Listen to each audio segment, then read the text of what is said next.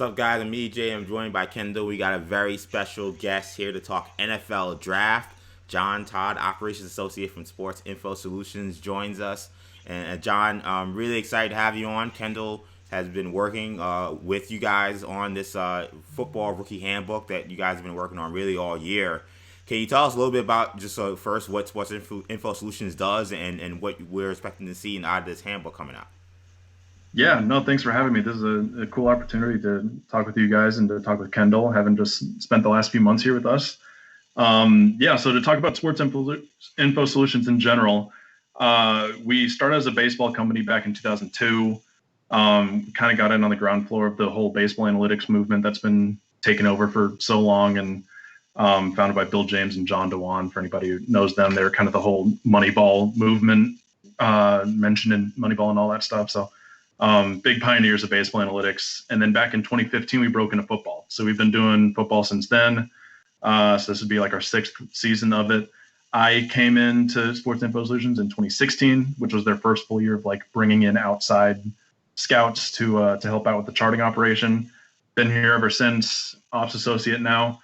So we chart every NFL and college football game to a bunch of different degrees. We chart offensive side, defensive side, snap counts. We go the baseline box score stats of things, and we go in depth with, first contact, throw depth, broken and missed tackles. We have our R&D department puts together a bunch of proprietary analytics that we have created, such as things like total points and all these other in-depth stuff that we can find out with our snap count system, which tracks like player alignments, with our actual charting data of offensive and defensive passes. We just added a timer pass last year. So it's an interesting operation with a lot of numbers and things like that on the back end. But for my side of things, and for what Kendall joined the company with, was the front end, just charting football. We just watch every football game that's out there, chart a bunch of different aspects of it. You kind of get a different pass each week, each day that you work. You're watching a lot of different football, a lot of different schemes. A few years ago, this is our third year of doing it. We broke into the scouting side of stuff as well. So I want to be a scout moving forward. Nathan Cooper is another operations associate at SIS. Also has a background in scouting and wants to be a scout and everything. Those are kind of our passions. Neither of us really wanted to get into sports analytics, and we found ourselves here. And so we kind of wanted to merge the two loves that we have now, to have the scouting side of things. So our boss, who Kendall knows, Matt Manicherian, was a scout in the NFL for the Saints and Browns for a number of years, made a number of contacts there, learned all about the ins and outs of NFL scouting. And he's brought that to our company, basically. Obviously, he's way in the R&D side of things as well. He's big into the numbers and stuff. But a lot of people come here wanting to be scouts. And similar to how I did with the whole charting operation thing, you're not really sure about that, but you love football and you want to become a scout or get into that side of things. So we run a weekly scout school to teach everybody that comes in that joins the charting side of things how to watch football players from a scouting perspective, the grading scale that Matt learned in the NFL, the number of different ways that we grade players, what to look for when watching players, how to write a report using a template that we use, a blanket scale template that we use. And at the end of the day, especially all season, we're charting or scouting all these players on our off time and everything. And then these last couple months, me and Nate and a bunch of everybody else in the operation have been putting together the Football Rookie Handbook, which has just been released a couple weeks ago, which is what we're on here to talk about. So it's kind of the whole SIS company is now a merging of the scouting side of things, the eye scouting, and the analytics that we chart all the time. And so we kind of present both to the reader as if you're the general manager. Obviously, those two things aren't going to match up a lot, as we'll talk about when we get into some prospects. But we present both sides of that to you as the charting side of things, and then what you see with your own eyes. Yeah, it's a working at SIS is definitely a terrific kind of opportunity because you really develop. First of all, when you're watching all those games, when you're actually charting the games, you see things differently than when you're just watching it. During your leisure time, so to speak. but then also the scout school experience, learning from you, John, and guys like Matt and Nate. I mean, there are so many different secrets and little things that you may have thought you knew because you watched a bunch of Mel Kiper or a bunch of Todd McShay or Daniel Jeremiah or somebody, but there's a different level of there's a different level of scouting and a different perspective and insight that you get from actual NFL scouts. So yeah, I mean, it's terrific company to work for, and obviously you guys, the handbook is certainly interesting. Tell people a little bit about what they could find in the Football Rookie Handbook. Yeah, so all that stuff you said, it's a lot that goes into it. It's a really cool opportunity to obviously come in with the stats side of things, but yeah, like you mentioned, with watching football a different way, I can't watch a football game the same that I did before I started working here, just because I'm constantly thinking about if I was doing that game, how I would chart this play or what I'm looking for here, and then obviously the scouting side of things too. So it definitely changes your worldview of football. To more of like how the NFL views things. But yeah, so in the book we have obviously we have over 300 player reports. We have a number of scouting reports on 318 or so players in the handbook this year. We've upped it every year, upped it by like 30 each year, which is fantastic. We've added more and more space for that. Talking about players all through college football. We have like 48 receivers in the handbook this year, crazy numbers like that. So a lot of different reports on players where, like I talked about, on one page or one side of the page is the scouting report that was written by the scouts. Sometimes it's two scouts, sometimes it would be one person, and Kendall, two people would write a report on the same player, and we'd kind of have to merge those together. And that report would go in, and then on the other side of the page would be all of the numbers that we collected throughout the year. So if you might get assigned, let's say Trevor Lawrence, to do your scouting report of him. But then if you charted a Clemson offensive pass throughout the year, then you contributed to the numbers that go into the number side of Trevor Lawrence's information. So that's all the scouting side of things. That's all the 300 pages. It's over 500 pages, I think, of just that stuff. And then earlier on in the handbook, we have about 100 pages of research articles that were written by our R&D staff. So you name it, a number of different research projects based on injury data, based on, I know Dan Fornback wrote an article on COVID's impact on on-field performance this year. Matt wrote something about turf impact on injuries. We've got an interesting on-off splits articles from Mark Simon. So just a number of like research projects. Accuracy information is our number one thing, I think, there. So a number of different research articles there to read and that use our proprietary information there. And then we also, the last thing we have is 32 team pages. So for obviously anybody who's a fan of any team in the NFL, you can get the handbook and go to your team's page. And we have the same stats for every single team, ranked in order, kind of laid out in a form of like what your percentage of nickel defense was from personnels, what your percentage of zone running schemes to gap running schemes. How often did you blitz 5 or 6 more players on defense? All kinds of things like that. And then we use our total points metric, which basically uses our like expected points added per play thing, which goes into player alignments and basically everything that we chart into one number we've created called total points. We have total points rankings by position for each team. So you can see it in like a bar graph of this team had the 21st best receiving group in the NFL. They had the 5th best edge rusher group in the NFL, things like that. So you can kind of go comparable. You can see maybe team needs for the draft. You can see usage rates, especially if you maybe got a different coach from a different staff previously. You can go see like what that previous team's nickel percentage was or zone defense percentage was, or for defensive coordinator, things like that.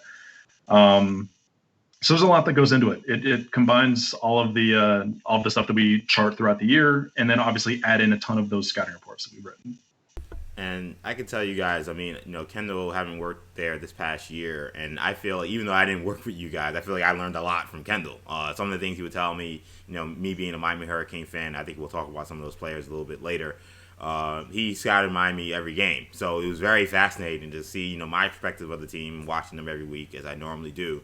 But then seeing Kendall go through the tape of the team and kind of give me what he's seeing and how that translates every Saturday or every Thursday was certainly really interesting to watch. So I think everybody, if you're really fascinated by the draft, you want to know about these players and how they may match with what your team does, I think that this handbook is something you definitely want to look into getting. And speaking of this draft, obviously I'm the resident New York Jets fan also on this podcast.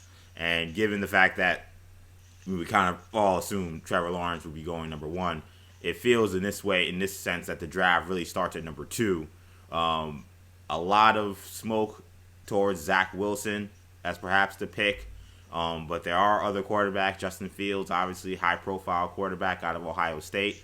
I, for one, as a Jet fan, been banging the drum saying, hey, why don't you go maybe another offensive tackle to bookend and with big ticket and maybe go with someone like Penei Sewell. How do you see that second pick going and just how do you kind of break down those prospects? Yeah, so to kind of touch on each of those guys, it does feel like it might be one of those three. Obviously, it's a great top of the receiver class as well, too, so you can dip into that as well. But talking about those three, obviously, if you're sitting at the number 2 pick, you're thinking about getting one of those premier positions of a quarterback or a left tackle prospect. So to talk about Zach Wilson, Justin Fields are our number 2 and number 3 quarterbacks. We have them both tied in our grade. They're significantly further down from Trevor Lawrence, but significantly higher than the next group of Trey Lance and Mac Jones. We have them tied. We have Justin Fields breaking the tie of the number 2 quarterback for us. Zach Wilson, number 3. For anybody interested in the handbook, we talked about Matt Manacharian. He does a handful of reports every year, just kind of to dabble back into his old scouting days. And Justin Fields was one of the reports they did this year. So if you want to actually read a report from not just me, not just some random guy that you don't know his background or anything, but from a former NFL scout, you can go read an actual NFL scout's report on Justin Fields. He loves Justin Fields. Super athletic guy, loves his physical profile of traits and everything like that. And he's actually talked about how he's a perfect fit within Kyle Shanahan style offense, which it sounds like bringing Mike LaFleur over from the 49ers, who was with Kyle there, who was with Kyle in Atlanta. The LaFleurs were in Washington as well back in the day, so they're very tied together. So I would assume it's going to be a very similar style of offense. That whole play action bootleg, designed rollout, sprint out, kind of move the pocket style of offense. That's a perfect fit for Justin Fields. That's what Matt specifically talked to him about. He's a big fan of his. He's second in our total points per game metric, first in rushing total points per game by a wide margin. Really good athlete.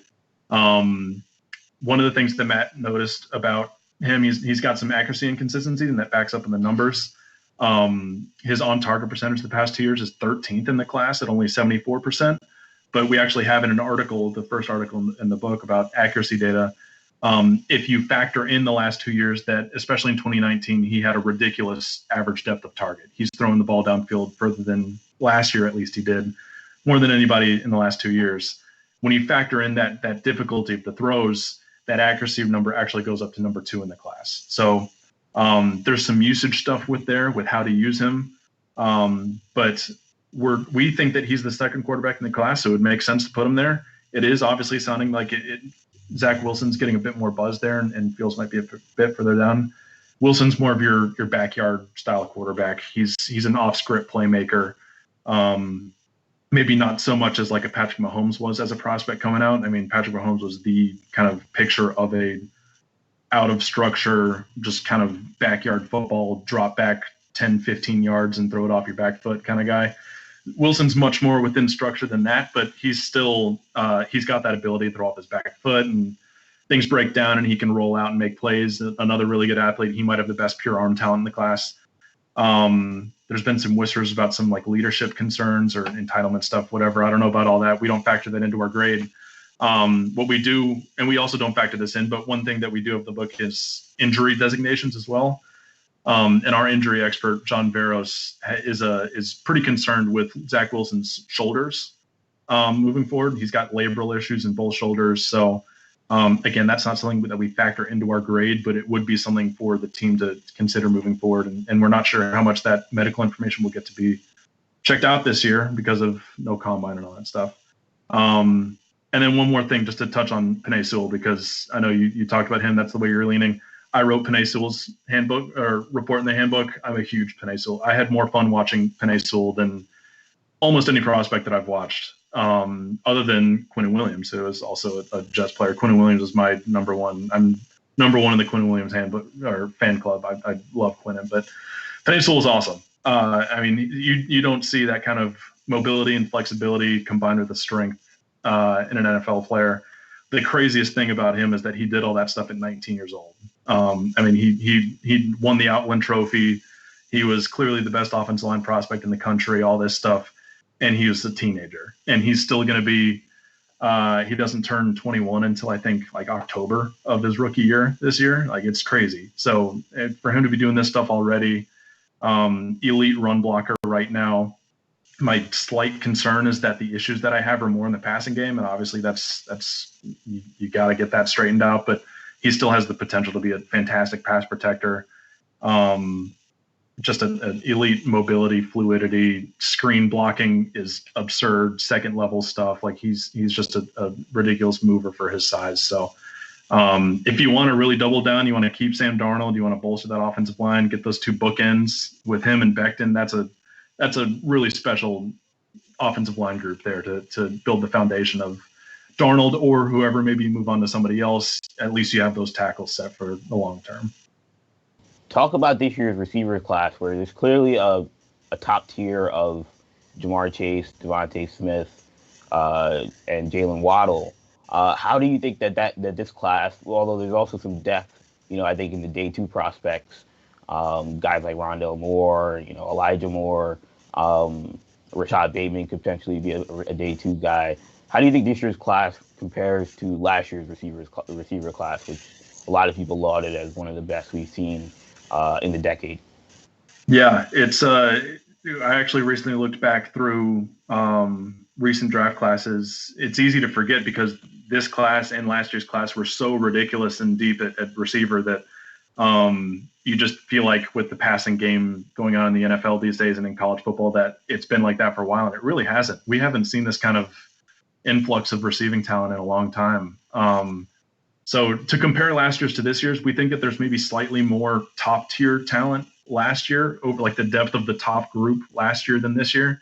Like we had 6 players graded as a 6.8 and higher last year, and we only have 3 at a 6.8 and higher this year. But that elite group, those top guys there they line up right with last year. And we think the depths are similar. We have the same number, very similar numbers of like the number 3 receivers and above, the number 4 receivers and above. We have very similar numbers there as well. So, yeah, it's an interesting group. We actually have Jalen Waddell as our number 1 receiver in the book this year. Nate wrote his report, went very in depth with his numbers and stuff. He loved all of his traits. Obviously people forget about him because of the injury and stuff, but just traits wise, when he's healthy, he's got the speed control as well. He's not just a burner. He's able to vary those speeds through his routes, tracking ability, the savvy. He's just got the ability to win through all those routes, and he has that extra gear of just special ability that'll kind of put him over the top as our number 1 receiver.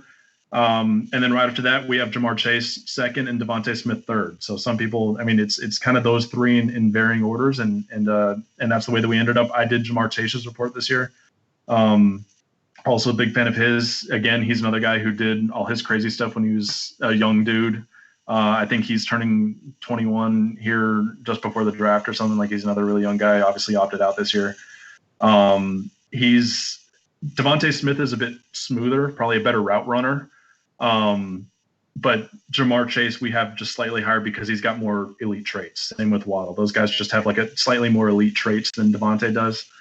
Jamar Chase is just dominant with the ball in the air and after the catch. He just breaks tackles like crazy for a guy, not a small guy, but not a big guy by any means, but he just slips through tackles like crazy. Jump ball ability, the explosiveness, the savvy at the catch point for back shoulders and things like that.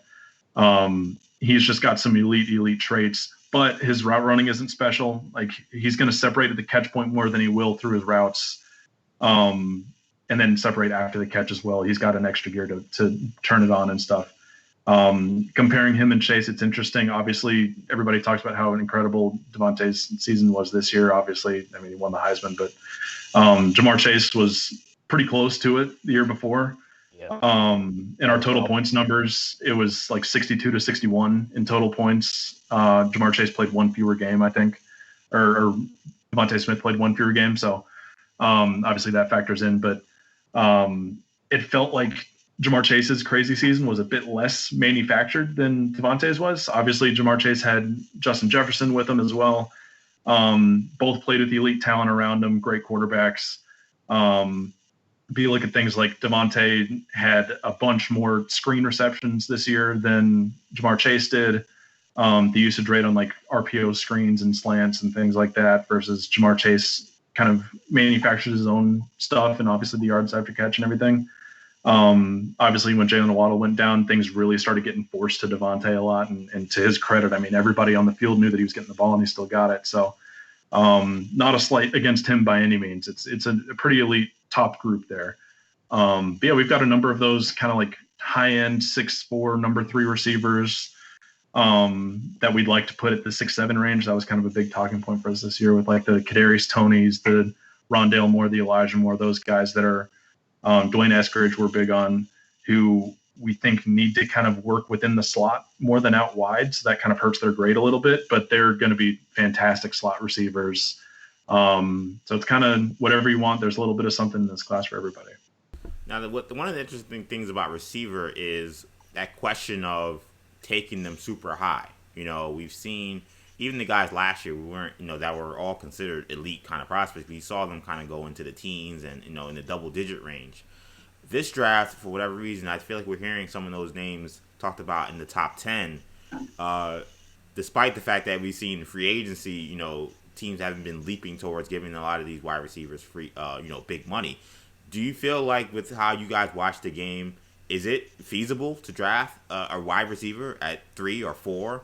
Or is that just not really a premium position at this point, given the learning curve rookies sometimes have at wide receiver? Because when you see these guys' production, all 3 of the guys you mentioned, I mean, it's certainly tantalizing for some of these teams in the first round, particularly in top 10, that struggle to move the ball. But at the same time, sometimes rookie receivers and their early impacts, you don't see that from the guys who are drafted super high. It'll be a Justin Jefferson in the 20s or even guys in the second round who will make the big impacts. Yeah, there have been a lot of day 2 picks that have made a big impact lately. It's interesting with the whole kind of devaluation of running backs. That seems to be such a thing that's gone on the last few years. And people haven't really felt that with receivers, but with how much teams are using 11 personnel with 3 receivers on the field and everything, like you've got so many receivers coming in every year, so many receivers in free agency, like we talked about, and obviously that are going on now. You see that, like the first 2 days of free agency, there have only been a few receivers off the board. Like teams are kind of trying to deaden that market a little bit, knowing that the receiver class in the draft is really good. But then the draft guys are kind of noticing that the free agents, there's so many wide receiver free agents, so that's going to fill some needs. So there's just so many of them that, it's interesting. You go to last year, like we thought that Judy and CeeDee Lamb were right up there with this group this year. And it did feel like those guys, at least before the draft, were being talked about as going in the top 10, and then they both fell, which was surprising to us. So it'll be interesting to see if that happens again this year, because this group feels like it's being more talked about as potential at like number 3, potential at number 6, potential at number like all these guys going in the top 10 potentially. Maybe it's because there's less of a defensive market this year. I've heard people say that like the top 8 picks or so might be offensive players. You got all these quarterbacks getting moved up this year. So I don't know. There's a lot of factors that go into it, but yeah, it's tough because receiver is a dependent position. It's a position where, you're not a running back, you're not a quarterback where you have the ball and you can kind of manufacture stuff for yourself. You need somebody to get you the ball. And especially with the offenses that are being run these days with 3 receivers on the field, you need multiple of them, and you can scheme things up to get guys open in certain ways that you're right. Is there kind of a value to taking a guy at number 3 when you could take somebody who like a Penei Sewell, like a quarterback or some other position that might be affecting every play more often. Like I said, especially when you go to last year's class and you have Judy and CD falling, Justin Jefferson going in the late first and having his success. You have Terry McLaurin and DK Metcalf and AJ Brown, all these guys having success later in the draft. It does give you pause with taking a guy that high. If you're not going to use him as like a specific way of like being the number one guy and having everything kind of based off of his presence, like a Kyle Pitts. We haven't mentioned him. He's right up there as elite pass catchers in this class. He could have been graded as a receiver with how special he is, but I think I did his report. He's a really good blocker too. Not really good, but certainly good enough with how crazy he is as a receiver. I mean, you're going to have something schemed up for him to take him that high. You can't just take him and just have him be like one of the guys. You got to have a role for that guy if you're going to take him in the top 10. Yeah, I want to ask you about Kyle Pitts because you said you did his report. Mm-hmm. I've heard the notion when it comes to Kyle Pitts that tight ends, when it comes to immediate impacts, we haven't seen tight ends drafted in the top 10 really come in and dominate. You think about T.J. Hawkinson, seemed like a surefire, all-pro kind of prospect, and he's been solid in Detroit, but hasn't maybe made the impact that people may have expected. I think back to Vernon Davis, took him a little bit when he was drafted that high. Do you think Kyle Pitts? How do you feel like his transition to the NFL will go, and do you feel like it will be dependent upon what team lands a guy like Kyle Pitts? Yeah, like I said, I mean, when I'm talking about getting to the right system and having a plan for these guys, he's the number one guy because his main trait, the best thing about him is that mismatch ability. He's just going to be such a headache for defenses. And really he's going to be a headache for whatever offensive coordinator that drafts him because they're going to have a plan for him. Obviously he could excel as just being his own guy, but if you really want to maximize his talent, you look at him at Florida and he was playing legitimately like X receiver against JC Horn and like these number one cornerbacks in the SEC and winning like a receiver. But then he also lined up as a regular tight end plenty, like over 50% of the time, was a sufficient blocker. I gave him sufficient blocking grades. Like he's very willing. He's not one of these guys who's just going to kind of dance around and I know I'm a crazy pass catcher. I'm just going to kind of not really worry about the running game. Like he competes as a run blocker. He's got like skinny limbs. He's got to bulk up a little bit. But he's competitive. He's very willing as a blocker. So I kind of reject the notion of him just being like this pass catcher, this weapon that people talk about. I think he's a legitimate tight end, but to maximize that talent, you're going to have to figure out ways to use him. And defenses are going to have to figure out a way to counter his presence. Like, do you go to nickel when he's on the field? Like, do you add an extra defensive back because in some ways you have to cover him as a receiver? He's too fast for linebackers. He's too big for safeties. So you're going to have to put in some really good secondary player to cover him. But then he's got enough blocking skills where then you just run against that lighter personnel. Or do you just leave in the linebacker or cover him with a safety or something like that and then let him beat you in the passing game? That's the kind of headache, the matchup, even pre-snap mismatch that he's offering. So, yeah, he's going to be really special for somebody that knows how to use him. Again, you could use him as a regular tight end and he'd be really good, obviously. But to get the most out of him, I was a big TJ Hawkinson guy too. He's obviously much more the blocking type. Right. And I still think he's got a big future with, again, he has mismatch potential as well, just more on the blocking side of things. Like he's really going to take more advantage of you if you try to cover him with a secondary player, go lighter personnel. He's going to take advantage of that in the running game more than Kyle Pitts will. But it's funny. It sounds like, similar to what we were hearing about Isaiah Simmons last year, where, the thing with Isaiah Simmons when he was drafted to Arizona was, well, hopefully they have a plan for him. Hopefully Vance Joseph, can handle having this kind of weapon on defense. And, it feels like they kind of squandered his rookie year a little bit, especially early on. It sounds like similar for Kyle Pitts. Yeah, I mean, you're going to have to get more Isaiah Simmons types to counter the Kyle Pitts types as more of that kind of aspect becomes mainstream or as you find these guys. Because, again, it's not really mainstream if you can't find these crazy talents like that.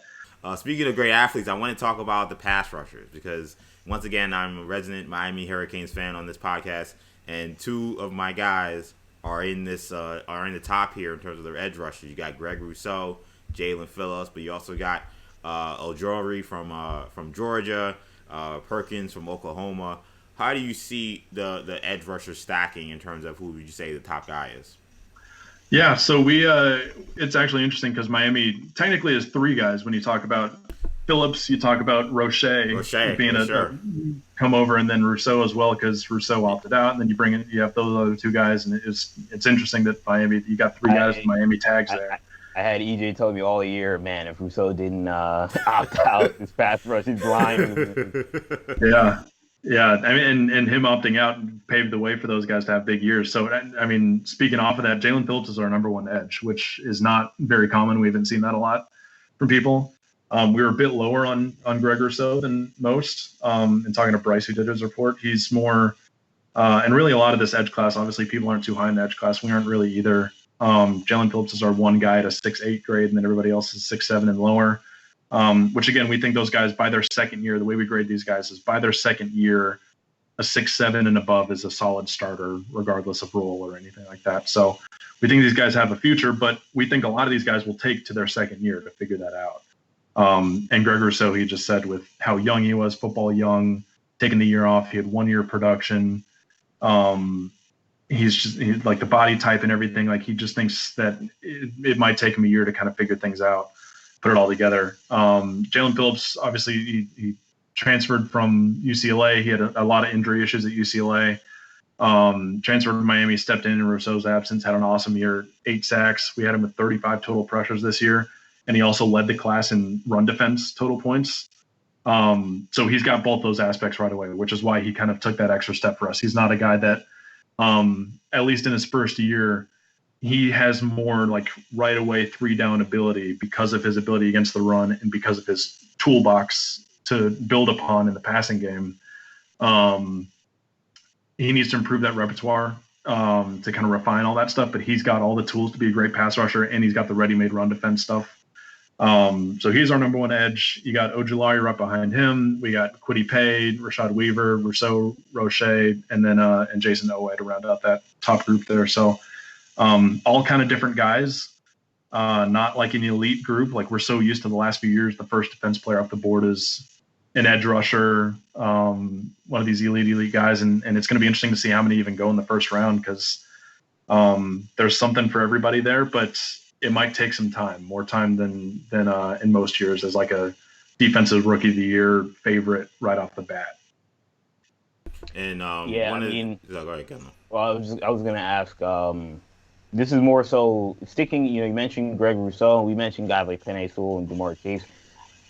When you're evaluating these guys who opted out last season, is there any adjustment in terms of how do you look at them? And maybe their season, which was over a year ago for those guys, and how you look at other guys who maybe played this season and had obviously more recent success. It's hard to say. We didn't factor that in. It's going to be one of those things where like I watched Jamar Chase, I watched Penei Sewell, I watched those guys as if the film that I was watching was just from a few months ago, and it wasn't. It's really hard to say how much that'll factor in. It's just so interesting because like a guy like Devontae Smith or Najee Harris, like we saw like improvement from those guys from year 3 to 4 for them. So it's so interesting to see like a guy like Chase didn't get a chance to play his junior year, or Penei Sewell didn't get a chance to play his junior year. Like, is there a chance that you think that those guys may actually have more upside per se? Yeah, I think that's kind of the idea with Chase and Sewell. Like your cases in their favor. Obviously, they're great players, but you feel like the last time you saw them was again like they were dominating as teenagers. They've got so much upside there. Devontae Smith's going to be an older guy. Najee Harris is, I mean, as awesome as he is, he's a ridiculous workhorse for the running backs you see these days with, especially at Alabama. You did Miami's participation. I do Alabama's every year, so I know Alabama's rotations and stuff, and all the guys that they have. You don't see running back groups, especially at a school like Alabama, where he's got all these 5-stars in that running back meeting room that are waiting for a chance to play. Like every other school is rotating these guys through. You have one guy gets a drive, you have a third down back, you have this guy in this role, short yardage and all that stuff. Najee Harris did all of it. Like Brian Robinson got a drive a game maybe, and that was it. He never came off the field, Najee Harris. So that's a lot of work on a guy's back to play as a senior, to go through all that pounding at Alabama and all those games a year or two. But they definitely improved. I mean, like you said, you could really see improvement from that junior to senior. They were guys that would have maybe hurt their stock if they had come out as juniors, or like they just didn't get a chance. That there was more room to grow that they really took advantage of. I'm not sure how much higher like Jamar Chase and Penei Sewell's stock could have gotten. But then, yeah, you go back to like a Greg Rousseau. He had a great year, but that was his only year of production. We're now, like, for us at least, like we saw some other guys kind of jump up there. Like there's definitely some room where if you're taking him high, it's more on that potential, on that the mystery, the allure of like, we didn't see him this past year. So there's maybe an extra gear that I could find there. Where some of those other guys are like ready-made top talents, maybe had less room to grow. Yeah, Rousseau could have definitely benefited. But he's banking on the 1-year production, like seeing people say like, that's what I'm at, even if that's not going to be the case. That's going to be a very high variance draft projection there. And when you look at some guys who perhaps you guys ranked higher than maybe some other people are projecting, who are some players that you look at and say these guys are maybe underrated coming into this class? Yeah, we've thrown a few out there. It's interesting when looking through this. We've gotten a couple questions like that, and I feel like we maybe don't have too many guys rated higher than the public this year than we have in the past. It's more guys previously in previous years we've had more guys rated higher. This year we might be lower on some guys. In this year's group, we'd say Kylan Hill would be somebody, running back from Mississippi State. We have as our number 4 running back. Another guy who opted out early in 2020. Led the SEC regular season in rushing in 2019. And then in 2020, he played in Mike Leach's offense and showed that passing game productivity because he never really had to do that the previous few years. And he definitely flashed that the 3 games or so that he played, and then he opted out. So it's more kind of saying like he had the running game ability and he flashed that passing game ability. If he can do that moving forward, then he's going to be a 3-down back that can really flash there. Like a Cole Van Lanen, left tackle at Wisconsin, was a guy that not too many people have talked about in the offensive line group because he's going to have some issues at tackle, but we made the projection to move him inside the guard. And we think that a lot of those weaknesses that he'd show as a tackle would be mitigated moving into guard. So that really raised his grade for us there. And then a guy that a lot of people haven't talked about, they were previously, but not as much this year, is Dylan Moses from Alabama, who was another report that Matt wrote. And Matt saw the potential like crazy for his athletic ability. Obviously, he was a top prospect before he tore his ACL last year, came back this year and was good this year, played almost every snap, came back, but he's really got to keep getting a year further along away from that injury. Now, you mentioned some guys in this year's draft that you have higher than other people do. Or do you have any guys that you guys maybe feel like, maybe pump the brakes a little bit that you guys may not be as high on than the general consensus? Yeah, it's interesting because I always, whenever we get into handbook mode, I try not to look at too much of that stuff, but it's hard not to. I mean, you start hearing that stuff, and especially now that the handbook's out, we're getting more of it. Micah Parsons is a guy that we still grade in that we gave him a 6.7, so we think by his second year he's going to be a starter. But Bryce Rosser wrote his report and had some issues with his instincts in coverage and all that stuff. Like he's a speed demon, but he's kind of just a athlete out there right now for him. So he's going to have some stuff to figure out moving forward, just with his ability to play in space and understand what's going on instead of just being an athlete. He's obviously a great pass rusher too. He's a former edge rusher, but that's one of the things that Matt talked about in scout school too, is that moving from edge to linebacker, moving from linebacker to safety, as opposed to moving forward, is harder because you're seeing more of the field. Like you have more to take in, you have more to kind of interpret and decipher between. So that's still a transition that he's working on making, but he's a great athlete, so he'll figure it out. Etienne is our number 3 running back. I'm a huge fan of Javonte Williams. We have him as our number 2. We have Etienne in a 6'6" because we think that he's got some limitations on third downs because he's such a liability in pass protection. Even though he caught so many passes, I think he led the class in receiving. A ton of them were just on screens, like just getting him the ball. It's basically a handoff.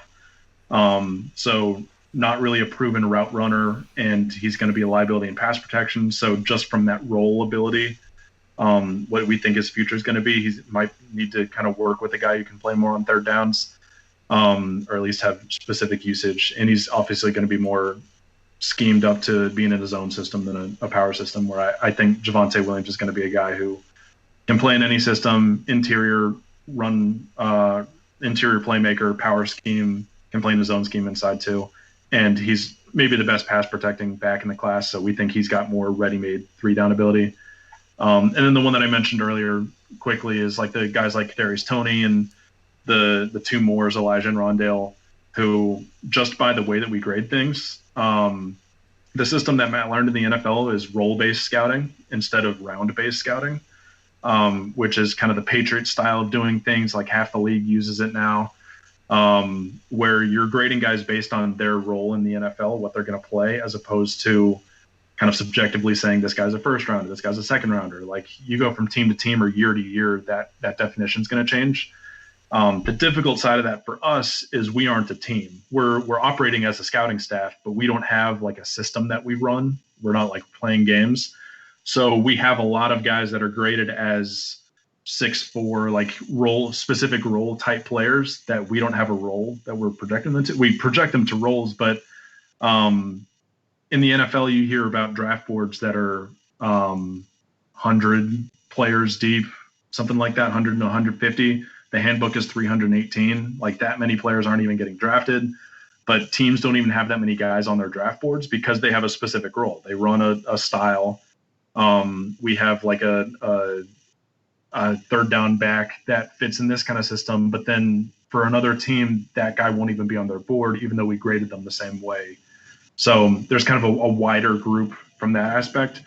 But yeah, like the Kadarius Toney and Rondale Moore, like those guys, we think they're going to be more slot-based players. We don't think that they can necessarily survive on the outside, or rather, we just think that they'll excel within that space of being able to go 2 ways, not play on the boundary, have more space to work within. So by that nature alone of their role, they got graded a bit lower than people might expect when you look in the handbook.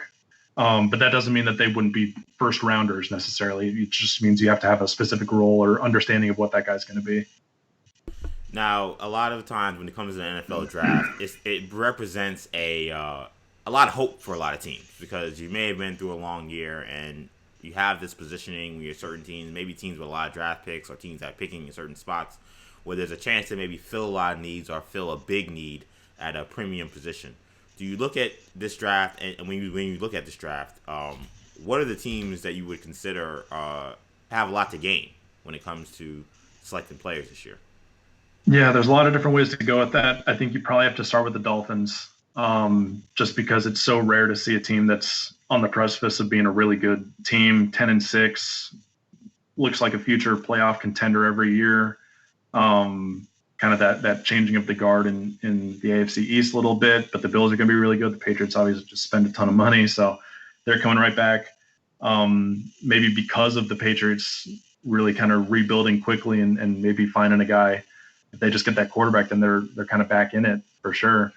You're going to have the Dolphins really needing to nail this draft. And there's a lot of different ways they can go with that to really keep building on that success that they've had. And then the other one would be Jacksonville, obviously, just because not only do they have the first pick, but they have the 25th pick. They have, I think, 4 total in the top 45. Urban Meyer didn't come there to sit through a rebuild for a few years. Like he's taken the best quarterback prospect in a number of years. They have another pick at 25. They've already spent a lot in free agency. Like he has a vision of what he wants as a team builder. Say what you want about Urban Meyer, but team building is his number one trait in college. And he's already started on that. Like, they're not waiting a year to get going on that. He's kind of molding the team in his vision right now. And he took the job because of Trevor Lawrence. So it stands to reason that with how good he is and moving forward, they're going to want to win right away. And so that they're going to have a really good year this year, I think, and moving forward. So that all starts with his first class drafting to start that success off right. Now, obviously, you guys mentioned that you guys are mostly an analytics-based company. When you're looking at this draft class, or when you were looking through these prospects, did you come across any specific stat that you thought was very interesting when it in terms of telling a story about a player in this year's class? Yeah, probably too many to mention. I mean, the whole book's full of them, so I definitely recommend getting the book. Just to throw out a few that I just skimmed through and found, I mentioned the Jamar Chase comparison of total points with Devontae Smith's season. That's a big one because everybody talks about that. Kyle Pitts had 0 drops in 2020. That was one that we double-checked to make sure. Went through like all of his catchable targets, and there were a few borderline ones, but no straight drops, which is awesome. We also have like an interesting on-off splits article that I mentioned earlier that references Kyle Pitts and Kadarius Toney in comparison to Kyle Trask when they were on and off the field, how the offense just totally changed with one or both of them off the field. You got a guy we've talked about, Elijah Moore. He had a 98% catchable rate this year on 101 targets. Like, they just forced him the ball at Ole Miss with Lane Kiffin, which is tied with Tutu Atwell for the highest in the class. But Tutu Atwell had like half the receptions and 30 fewer targets than Elijah Moore. So he hauled in everything this year after having some drop issues in 2019. Couple more fun ones. I did James Hudson and Jason Owa were 2 guys that I did this year. Kind of high upside future prospects there. James Hudson, obviously at Cincinnati, left tackle. He's a former Michigan defensive lineman. This past year was his first year playing offensive line, and he had the second fewest blown blocks per game in college football, or in the class this year. Wow. For his first full year playing left tackle for a really good Cincinnati team. Yeah. And he had the highest yards before contact to his gap on run plays. So I think he's just a crazy athlete. He's a fun dude. For O-line swag for days with the whole receiver gloves and the towel out the back and everything. Like, we had some fun talking about James Hudson's swagger as an offensive lineman. As a former defensive lineman, he plays it like a D lineman. And then Jason Owa, a lot of people talked about how he had no sacks in 2020. How can you draft a guy, an edge rusher, Penn State, with 0 sacks in 2020? But when you look into the numbers that we collect, his true pressure rate, which looks at just pressure rate on straight dropbacks, not including like rollouts and things like that, where you can maybe get some free rushers and some kind of easy pressures there. When you just look at straight dropbacks across the board, he was 5th in the class in pressure rate. So he wasn't actually getting sacks maybe this year in the fewer games that they played in the Big Ten. But his pressure rate was right up there with some of the best guys in this group. We grade, I don't know how many edges, over 30, I think, edges we have in the book here. And he was, 31 edges in this group, and he was 5th in the class in pressure rate on straight dropbacks there. So he's another guy, super football young, former basketball player. He's kind of figuring it out. Great run defender right now, which is the thing that stood out to me as a guy who, if you're that football young and figuring stuff out, usually those guys just are freak athletes to get after the passer and have no idea what they're doing against the run. And he's the opposite, where he's going to run like a 4.3. He's just crazy height, weight, speed guy. He's still figuring it out as a pass rusher, but obviously the pressure rate there speaks volumes, and he's a really good run defender. I think he's got a really high ceiling. So just a few fun numbers there. Every page has stats in the book. Those are a few that I threw out there. All right. Well, Todd, Operations Associate, Sports Info Solutions. Tell the people where they can find you and where they can find the handbook.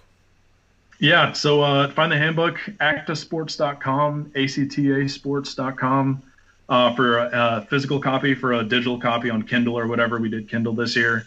You can just find it on Amazon. I think it's linked in the description as well. You can find me on Twitter at @TheRealJohnTodd. I'm not really on Twitter much, but follow sportsinfo_solutions or sportsinfo_SIS on Twitter for a lot of our data that we tweet out. And then my big thing is I kind of head up the recruiting as well for the company.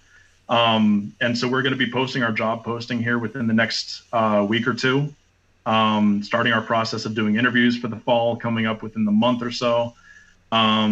So, like Kendall mentioned, if you want to be a video scout to chart plays and get a chance to contribute to the handbook next year, the 2022 handbook, be on the lookout for us on Teamwork Online. You can go to sportsinfosolutions.com, our careers page, and find the job posting there by probably late next week. Awesome. Well, John, thank you so much for joining us. I really appreciate it. It was a really good conversation. We've been waiting to talk about NFL draft stuff on the YouTube channel, so I'm happy we were able to set this up. Thank you so much for joining us. Yeah, thank you guys. Kendall, great catching up again, and talk to you soon. All right.